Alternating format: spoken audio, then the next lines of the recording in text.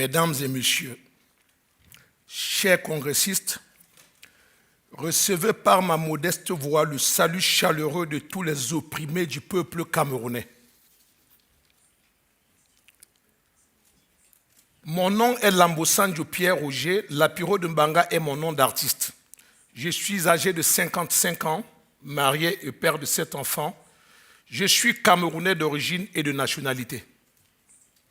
Mesdames et messieurs, le Cameroun est un pays d'Afrique de plus de 20 millions d'habitants situé au bord de l'océan Atlantique. On y parle de 2 langues officielles, le français et l'anglais. Le Cameroun, mon cher et beau pays, est médaillé d'or olympique de football à Sydney, où il a battu en finale le Brésil. Le Cameroun a donné naissance à une triple médaille d'or olympique du saut en longueur. Le Cameroun a participé plusieurs fois à la Coupe du monde de football et a battu en 1990 en match d'ouverture l'Argentine, champion du monde en titre avec son véloce et tout-puissant Diego Maradona. Le Cameroun est un pays producteur du cacao, du café, de la banane, du coton, de l'EVA, du fer et son bois est particulièrement très sollicité. Le sous-sol camerounais contient le pétrole, l'or, le diamant, le manganèse, le bauxite et l'aluminium. Mesdames et messieurs, le Cameroun, mon cher et beau pays, a aussi été pendant 2 années consécutives classé premier pays au monde, hélas, de la corruption. Parce que vous savez tous qui je suis et que vous savez que j'ai souffert injustement en violation flagrante de mes droits dans mon pays, je n'ai plus besoin de revenir là-dessus. Du fond de mes cellules dans les différentes prisons du Cameroun où j'ai séjourné, j'ai suivi avec beaucoup de bonheur toutes les campagnes que vous avez menées à travers diverses chancelleries pour faire pression sur le gouvernement camerounais dans le but d'obtenir ma libération. Pour cette raison, l'honneur que j'ai d'être invité à Oslo Freedom Forum me donne l'occasion de remercier très sincèrement Ole Reitov, Maran Tionnet, Lina Vigier, professeur Kwame Kari du Ghana, Vigier Guitar, Freemuse, PEN International, Freedom Now, Freedom to Create Prize, Human Rights Watch, le sénateur Richard Dorbin des États-Unis d'Amérique, Emmanuel Chatoué, Niem Popoli, Michel Michaud Moussala et une pensée à mon frère, ami et camarade combattant Puss Ndiaou qui est mort. Les artistes Mewe, Lokwa Kanza, Lamine Touré and the Afropop Band, Massa Tok Tok, IPP Awilo, la presse ainsi que les religieux de toutes les obédiences au Cameroun qui n'ont pas cessé de prier pour moi. Tellement la mobilisation était énorme que sûrement j'en oublie de citer quelques-uns, mais Dieu sait combien la place que tous ceux qui ont œuvré pour ma cause, je vais dire la cause de la liberté, de la vraie justice et des droits de l'homme ont dans mon cœur. Une autre raison a motivé ma venue à ce forum des libertés d'Oslo. C'est celle de venir ici devant cette auguste Assemblée mondiale des défenseurs des droits de l'homme lancer un profond cri de cœur de l'homme de la rue camerounais qui est une alerte que j'ai intitulée SOS, droits de l'homme et liberté en péril au Cameroun. Le Cameroun est, de mon point de vue, un mont volcanique en ébullition dont l'éruption sera incontrôlable si rien n'est fait d'ici là. Pour cela, je me dois de dénoncer de toutes mes forces la manière dont le pouvoir en place au Cameroun depuis 1982 foule au sol les droits les plus élémentaires des populations afin que la communauté internationale en ignore. Étant moi-même une victime de ce système, je suis ici en tant que l'ambassadeur des millions de sans-voix de mon pays et aussi la voix de ceux qui croupissent sans aucune dignité humaine dans les prisons infectes et surpeuplées camerounaises. Sur ce, chers congressistes, je sollicite vivement votre intervention auprès de toutes les institutions internationales pour qu'elles exercent des pressions de toute nature sur ce régime fantoche, autocratique, dictatorial et sanguinaire de Paul Biya, pour que cessent les crimes contre l'humanité dans ce pays où la jeunesse, traumatisée par les agissements barbares du pouvoir, n'a plus aucun repère. Depuis environ 25 ans, je critique le régime de Paul Biya dans mes chansons, et ce avant l'avènement du multipartisme, et aussi bien longtemps avant ce qu'il appelle la démocratie avancée, et qui, à mon avis, avance beaucoup plus vers les chiottes que vers la liberté. Ce que mon frère et ami Célestin Monga avait appelé en son temps la démocratie truquée. J'ai toujours eu des mots très durs sur la gestion calamiteuse de mon pays par le pouvoir en place. Ma chanson intitulée « Constitution constipée » n'a été que la goutte d'eau qui a fait déborder le vase, parce que Paul Biya, au pouvoir, sans partage depuis plusieurs décennies, était prêt à tout faire pour modifier la Constitution et s'y maintenir malgré son âge avancé qui est de 80 ans à ce jour. Il fallait absolument, d'une manière ou d'une autre, me faire taire et enlever cette chanson du circuit. C'est ainsi que Paul Biya a mis en mouvement son arme fatale, cette arme qu'il utilise sans ménagement contre ses adversaires politiques, les leaders d'opinion et les journalistes pour les mettre hors d'état de le nuire.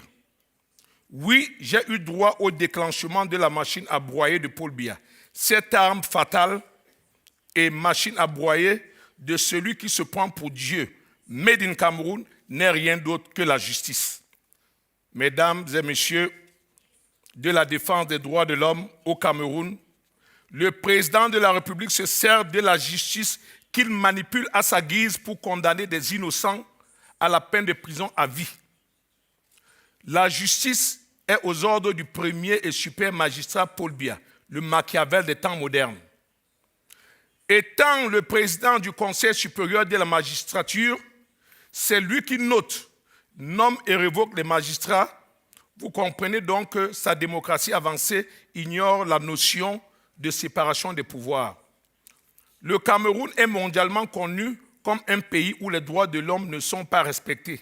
Et les rapports de Amnesty International abondent là-dessus. La Cour suprême du Cameroun m'a envoyé par le biais d'un huissier une citation pour comparaître en personne le 21 mars 2003 dans le but de statuer au fond dans mon dossier, soit 2 ans après ma sortie de prison, sachant pertinemment que je suis réfugié aux États-Unis d'Amérique avec une partie de ma famille.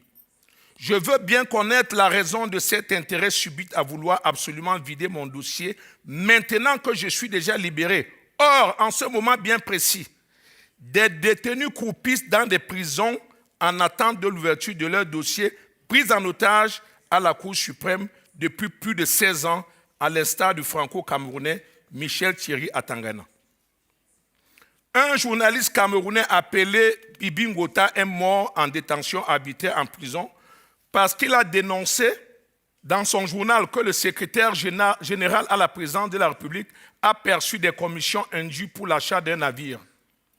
Le ministre de la Communication, qui s'autoproclame porte-parole du gouvernement, s'est empressé de faire une conférence de presse où il a déclaré que ce journaliste est mort des suites de sida, violant ainsi un secret médical au cas où ce journaliste souffrait effectivement de cette maladie. Et dans le cas contraire, ce membre du gouvernement mérite d'être poursuivi pour déclaration mensongère et diffamation.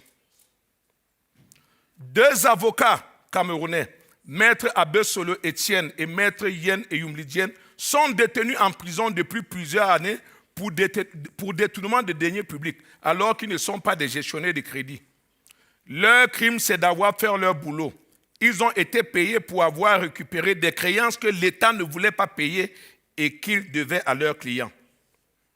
Une jeune fille de 17 ans nommée Vanessa Tchatchou attend toujours d'avoir des nouvelles de son bébé qui a été volé dans un grand hôpital sous l'indifférence totale des autorités camerounaises. Un jeune Camerounais mineur de moins de 16 ans, fuyant la misère ambiante au Cameroun, s'est embarqué clandestinement dans la soute d'un avion de la compagnie aérienne camerounaise pour aller en aventure en France. Ce jeune garçon est mort et a été enterré sous le nom de X par les autorités françaises. Malgré tous les appels qui ont été faits aux autorités camerounaises, elles n'ont pas daigné lever le petit doigt. Les étudiants camerounais misèrent en Chine depuis un certain temps déjà parce que le pouvoir camerounais ne trouve aucune utilité à régler leurs bourses d'études. Les services de l'ambassade du Cameroun à Washington squattent dorénavant dans la résidence de l'ambassadeur pour avoir été éjectés de l'immeuble qu'ils occupaient pour loyer non payé. Mesdames et messieurs, la prison au Cameroun est un hôtel, je peux vous le dire parce que j'y ai été. Les cellules ordinaires sont bondées, on y trouve 350 détenus pour environ 30 mètres carrés. On y dort entassé par rangées de 3 ou 4. Pour trouver une place dans cet enfer, il faut payer. Si vous avez suffisamment de l'argent, vous dormez dans une cellule VIP. Et là, vous êtes 50 dans cette cellule qui a les mêmes dimensions. Si vous n'avez pas de l'argent, vous devenez une proie pour les prédateurs avec les vices de tout ordre. Pour trouver une place dans la cour en plein air, et vous couchez à même le sol, même en saison de pluie, il vous faut payer. Sinon, vous dormez debout, collé au mur comme un lézard. Il vous faut de l'argent pour acheter à manger, car la ration pénale que l'on vous donne une fois par jour, c'est juste une petite poignée de riz. Les infirmières qui sont dans la prison vendent tous les services, même les remèdes qui sont des dons faits aux détenus. Ces remèdes leur sont revendus. Sans argent, la prison est un mouroir où les détenus meurent tous les jours par manque de soins, alors que la communauté européenne donne des subventions pour les prisonniers. Cette subvention est partagée par les responsables de l'administration pénitentiaire. Le Cameroun, mon cher et beau pays, mérite son double titre de champion du monde de la corruption. Ce double titre est bel et bien réel et les plaintes portées devant la justice française par des associations camerounaises contre le président de la République du Cameroun pour bien mal acquis en sont la preuve. Mesdames et messieurs, le pouvoir dictatorial au Cameroun depuis l'indépendance n'a jamais été élu sur la base d'élections libres et transparentes. Et pour s'imposer, il sème la terreur au sein de la population. C'est ainsi que les éléments de différents corps d'armée patrouillent dans tous les coins des grandes villes, y compris dans les bistrots, avec les armes lourdes de guerre en main pour intimider la population. Les Camerounais qui essaient de lever la voix, les chanceux sont jetés en prison sous des fallacieux motifs de délit de droit commun, taillés sur mesure, comme cela a été mon cas. Comme c'est le cas de Eno Meyemese, candidat recalé à la dernière élection présidentielle. Et comme c'est le cas du maire Paul-Éric Kinge, qui est pourtant un élu du peuple et qui est victime d'un acharnement judiciaire eu égard à la multitude de procès, tous bidons, que le pouvoir qu'il a pourtant loyalement servi lui colle à la peau.